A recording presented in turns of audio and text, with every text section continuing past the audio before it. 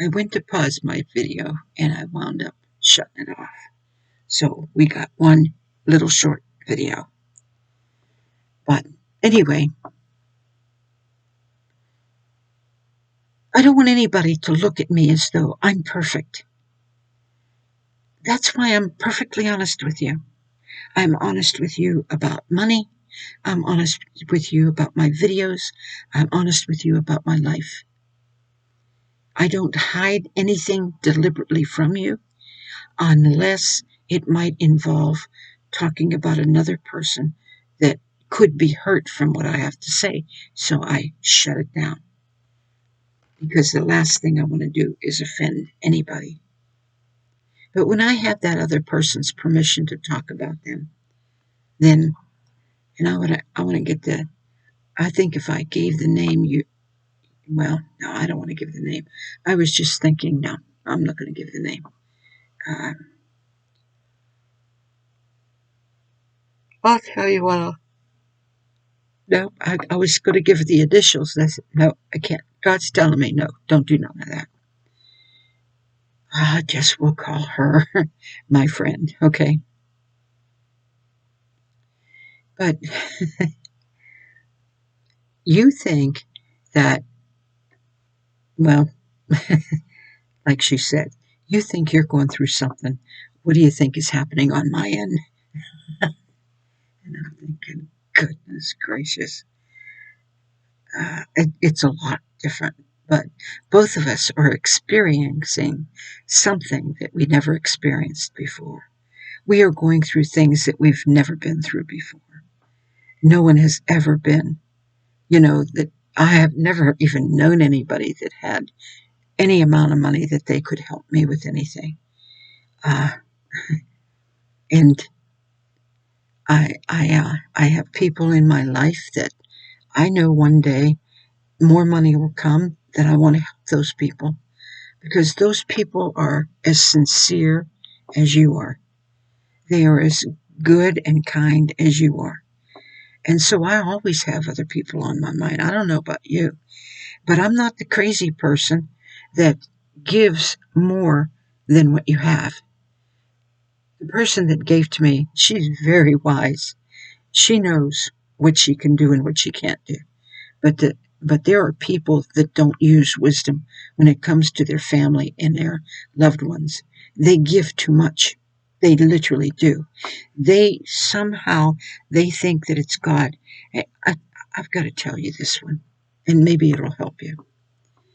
I had a Social Security check, and when I first got it, because I never in my entire life had a bank account, I didn't know how to manage it.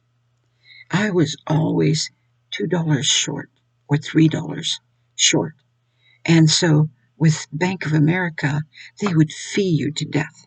You would not only be that short, but they would charge you $30 or $40 for that $2 mistake.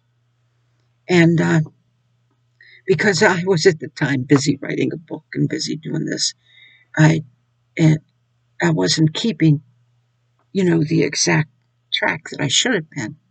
So I always wound up in the red.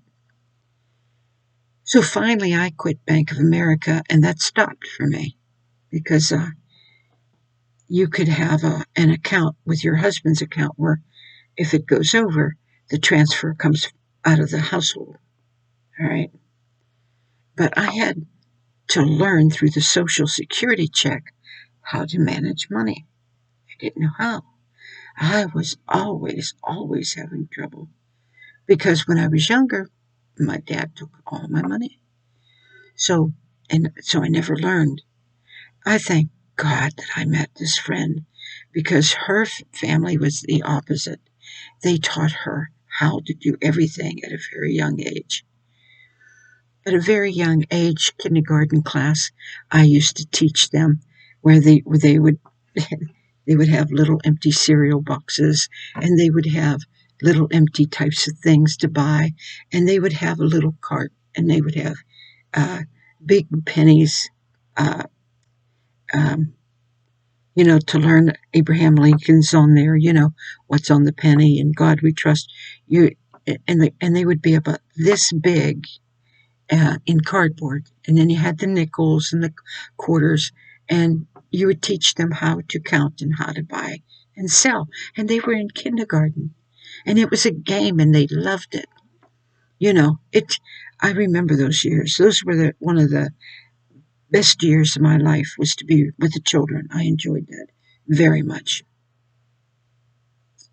But if you have children and you're not enjoying them, and you're not doing things like that when they're little, you're not making life fun. You know, get a blackboard and sing a little song, walk right down, and then you're done. I am number one, around, across, and then around and down, and then across. I am number two. You do stuff like that with a little child, you'd be shocked how fast they will learn and pick up everything. You would be shocked. Now I had the blessed opportunity to do it with a class of children. You're blessed at home. You could be doing those things with them at home. I don't know what you're doing with your time, but if you're wasting it and you're not enjoying your children, you've got to go and seek God. Why? Why is it that they are a burden to you and not a joy? Why is it? Well, say, my body is sick. Well, I had lupus when I did it. My body was so bad that nobody even noticed my right arm was a rag. You couldn't use it. Nobody even noticed. And every day I was with them. Up until the time that I couldn't use my right arm anymore, I had two 36-pound little girls that competed with one another. And so if I picked one up and ran with her, the other one insisted on being picked up. So I had two 36-pound little girls running with them. Do you think the parents ever appreciated that? Nope. Never once. Never. They taught the children, you'll be okay. She went, I was flat on my back with lupus. Never sent a card. Never had anything to do with me. Never once said anything about Mrs. Lynch loving them. And I loved them. Oh, did I love them. I loved them so much I wouldn't leave them until I was flat on my back. But they never once. They says, oh, God will get you another one. This is what they were teaching. God will get you another one. Oh, here's your teacher. See, so they didn't suffer anything. And that's fine. That's all in how you do it, whichever way you want to do it. That's between you and God. I'm just giving you some experiences that maybe, just maybe, you could relate to, that you could understand. To desert your own children to work with other children is wrong. It is really, truly wrong. To work in a church where they believe women are nothing, and so therefore women are just servants, so they serve the men. And you've got a man at home that you totally neglect because I'm working at the church. God knows I've got to go to church today. I have to put church first. If that pastor had any brains, he'd tell you go home. Really. The Bible says that what God has joined together, let no man put asunder. So that pastor, preacher, teacher, whoever it is, that is putting a wedge between you and your husband or you and your wife by demanding so much out of them and being so happy, oh, you're the only one that works, encouraging them, saying all the nicey nice things that will keep on drawing them back, and they're putting a wedge between that family, and they don't even know it. How could a pastor do that? How does he fall into that trap? Because his needs for the church, he wants I need help. I'm going to tell you what. I had an opportunity to have a church, and I ran it with in my own home. My husband went up north to for the summer so he could go up to Canada and fish, and that was great. But I had a church in the home. And I know what it takes to have a church. I know what it takes to do everything as far as taking everything care of everything by yourself. That you don't have anybody with you. There's no personal assistant that does everything. It's all you. You have to do it. I had to be there with those that had drug problems. And I did it. God knows I did it because I loved them. I didn't do it because I wanted them. I didn't do it because I wanted to. I did it because I loved them. Every step I took, I loved them.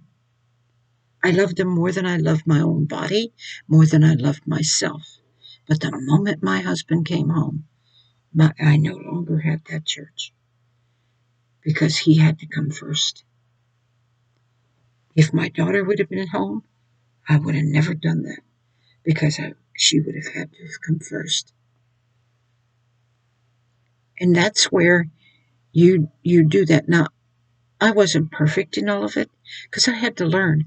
I, on 2 occasions, probably went out to 2 different churches, maybe 3, and got burnt and didn't understand why.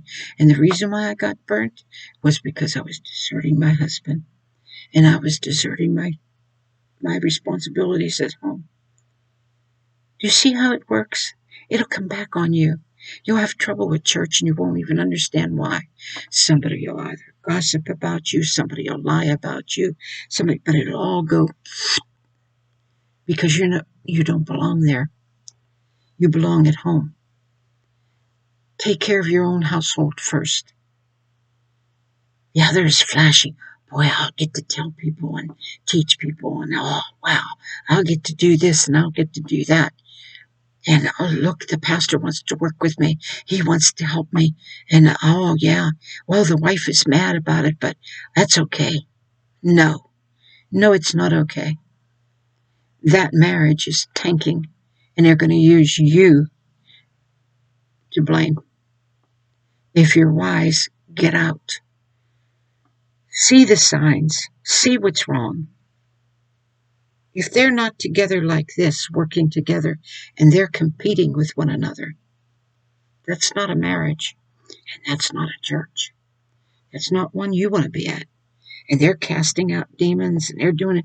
Oh, yeah, they know God. Sure they do.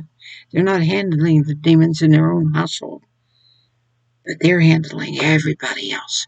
Sure they are. They're busy splitting up your marriage by demanding that you, well, come here and work this way and yeah, do this, knowing that you have children, knowing they're pulling you away from your family and your children, knowing that. But that's okay. You come on, because you're going to work for God now. And that's okay. God's with, nope. They're splitting up their own marriage. They'll split up yours. And you can't even get the clue. You can't even see what's going on. I hope that these messages open up your eyes to what can happen and what God expects and what He doesn't. All of this is talking to you about the man, Jesus Christ. Because you see, it isn't Jesus that calls you away from your home. It isn't Jesus that calls you away from your children. It isn't Jesus that does this. It's man. M-E-N, men. Men who desire to be seen, desire to have that money roll in. Men who don't care what happens to you. They lie. They stand behind the pulpit. Oh, they studied all night to give a message. All night. Oh, my goodness, they labored so hard in the Lord. And then they come out. And I have seen great pastors. And I know there's one up north that I hope one day, before I leave this earth, that I go to get to visit them again. Because I have the greatest amount of respect for him. Because he manages, and you could see him and his wife both. His wife had severe bout with lupus. and her hand was deformed from that lupus. And you know, she could play that piano like there was never anything wrong with her hand. And you would look at that hand and wonder how she was doing it. But she could. She did, by the grace of God. And they handled that church quite nicely together. And I respect them a lot. So maybe I've helped you and maybe I haven't. But the next video, we are going to talk about the man called Jesus again. Because you see, all the things I'm talking to you about is Jesus. It's going back into the home with Jesus, getting close to Jesus. Not using him to say you're something. Not going out there ahead of time and running out there to say you're something. Not studying and taking notes so that you can say you're something. Well, you know, I'm working on being a minister. You poor thing. If you don't realize the responsibility of every soul that comes into your life, something is wrong with your thinking. This is what Paul the Apostle said about that. He said, don't desire to be many leaders because of the responsibility. Because you are going to be responsible. You think that you go out there and you witness to this one and say bye. And then you witness to that one over there and you say bye. What did you do for them? Ask yourself, where are they now? How did you benefit them? You gave them a little message of salvation. And what did you do with it? Oh, some of you got them in church. They didn't stay very long. What did you do? What did you actually do for them? You know why you didn't accomplish anything? No love. No love. You accomplish only when you have the love. Now, I get a lot of people who are almost demanding on me, and that's fine. I love them. I do. I pray for them fervently, and I know God is working with them. And I will never desert them. They will be with me in my heart for the rest of my life. I won't give up on them. And as far as children go, of course I love children. But if you swamp me with your children, you swamp me to do what you, just like when I taught at kindergarten, I should have been teaching adults. You can see I have the wisdom to do it, but they forced me into kindergarten. They wouldn't let me be a teacher anywhere else. Not that I wanted to teach 12th grade. I don't know anything about it. Not that but they would not let me do anything. I had to wind up being a teacher's helper just so I could be with the kids. And the teacher that they lifted so high, second grade teacher, I looked at her papers. She didn't know how to spell. I had to correct all of her papers. But they wouldn't let me be the teacher. I had to be the helper. She was the teacher. That cracked me up because there she was. She didn't understand the children. She picked on the children. She did all that. But what? And it don't make sense. Now, we're talking 35, 40 years ago. I don't know how many years ago. But I'm only telling you, you get into these situations. I got into that situation because I should have been home. I should have been home. Not in that church. I should have been home. No matter how much I love those children. And I learned that when I went to those children, I was using them for what I thought was lacking in my life. I couldn't find it at home because I was replacing it. God didn't want that. God wanted me to handle home. Like I said, all of these things have been long gone 40 years ago, 30 years ago. So it's not, yeah, it's going to be, it's at least 25 years ago. Yeah, probably 30, because I'm trying to count in my head and remember what age I was, and it would be about 30 years ago, because I think I worked there when I was 40, and now I'm 79, so that's almost 40 years ago. So don't think that I'm hurting because this happened. I'm trying to give you an understanding and an example of what could happen to you if you go out on your own by yourself, if you go out and desert your family and say it's working for church, if you go out and do these things, how hurt you can get, the things that can happen to you and your family. That's what I'm trying to get the message across to you. I don't need your prayers where that's concerned. God takes care of my needs. I've told you that before. He has never failed me on anything. So that's why I never ask anybody for any money. And if this precious lady decided that's what she wanted to do, God says, take it. That's what I want. So I did what God wanted me to do. And He told me it takes as much grace to receive as it takes to give. Because some people, they'll give, and they'll say, no, no, no, no, no. You know, I had a cleaning lady who was a Christian that came here, and I'm telling you, she didn't clean my house. She was a Christian friend, and she came here, and she was just a marvelous young woman. At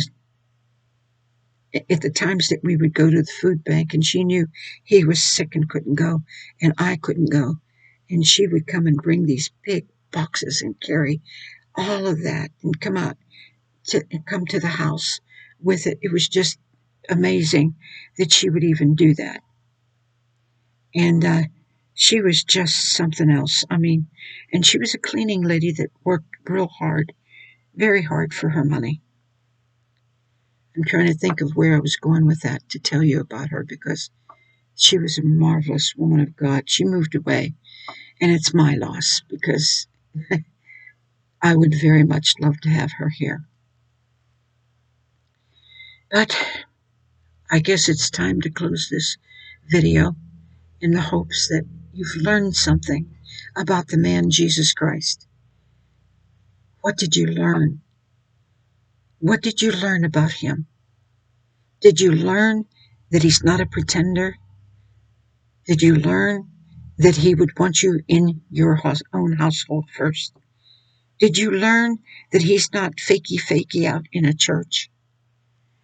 Did you learn that? Did that come to you? Did you understand that? That he has no part in you leaving and deserting your family so you can be something out there in the world and show everybody who you are?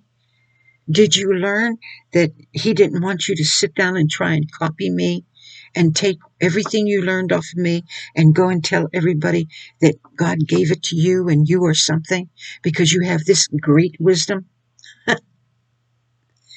How many people are doing that? But like I said, if you did that with a pastor who doesn't have God, that's plagiarizing him. If you did that with him, that's one thing. But when you mess with the Holy Spirit with someone, and you mess with their life, and you mess with what they're teaching, you've got a problem, because you're playing with the Holy Spirit now. You're not playing. This is what you learned out of these churches. You learned how to be that way.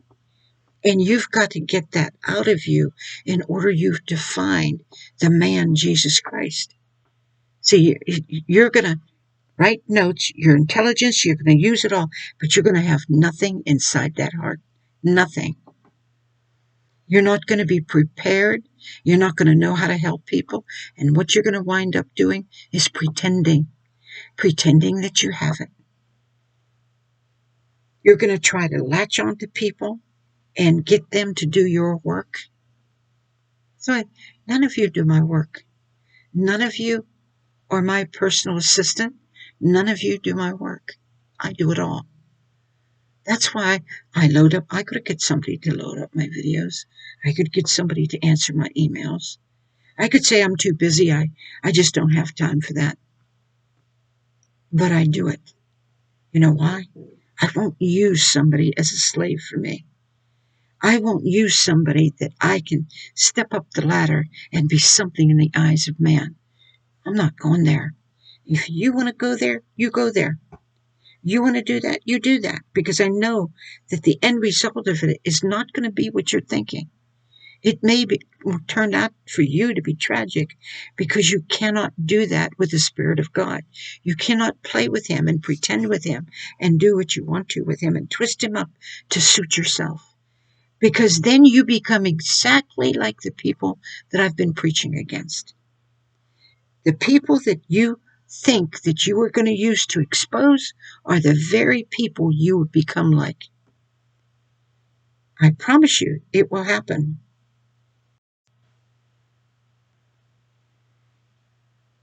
You have to take the time to be holy and righteous and walk and talk with Jesus Christ. Whether you're a man or whether you're a woman, take that time. And if you live alone, take that time. That precious woman that is helping me out, she's with God all day long. Nobody else in her life that she has to answer to. You want to work for the day that you see your children in church with you. That you see your children, not necessarily in church, but serving Jesus Christ with you. And you can't do that without spending time with Him. It's impossible.